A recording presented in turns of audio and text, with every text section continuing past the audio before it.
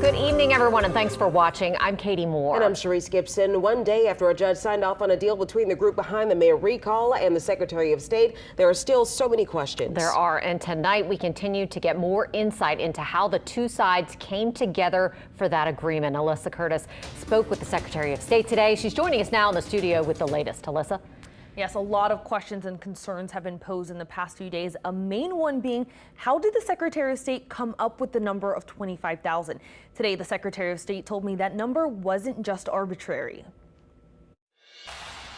The group behind the recall effort wanted the Secretary of State to cut the number of registered active voters by 32,000. The Secretary of State, Kyle Ardoin, says he didn't want to use a random number. We looked at the numbers from the canvass last year, using that as a baseline, and then we looked at what the estimate would be if we had performed a second annual audit, and we added that to it, and that got us to the right near the 25,000 mark. According to the judgment, the move doesn't mean the voter rolls are not accurate. Ardoin says they're as accurate as they can be with the information they have. While the voter rolls are maintained frequently through the Registrar of Voters and annual canvasses, Ardoin says they could be monitored better. This would never have happened had the governor not vetoed my legislation that we pushed forward that would have required a second annual canvass. We obviously, had we had the second annual canvass in 21 or 22, I think we would have already arrived at this number anyway.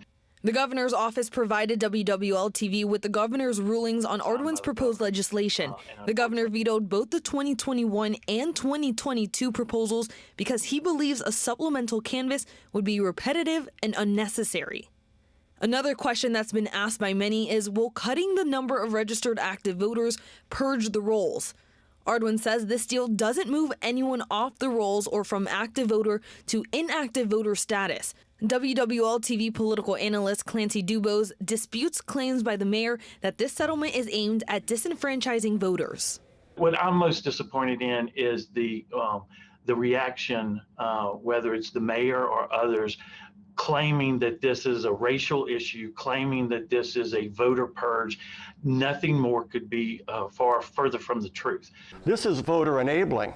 Okay, that's really what it is. The whole inactive status, that's a safety valve. That's not a bad thing, that's a good thing. It was put there to protect black voters from being purged immediately. The Secretary of State's office will be taking the evidence provided by the recall group and investigating those who have allegedly moved or have died. Now, where does the mayor stand on all of this? More on that, new at 6. All right, thanks so much, Alyssa. And on our website, you'll find a breakdown of the rest of the process with a timeline of all the steps leading up to a possible recall election. And if we do get any other updates, we'll bring them to you right away.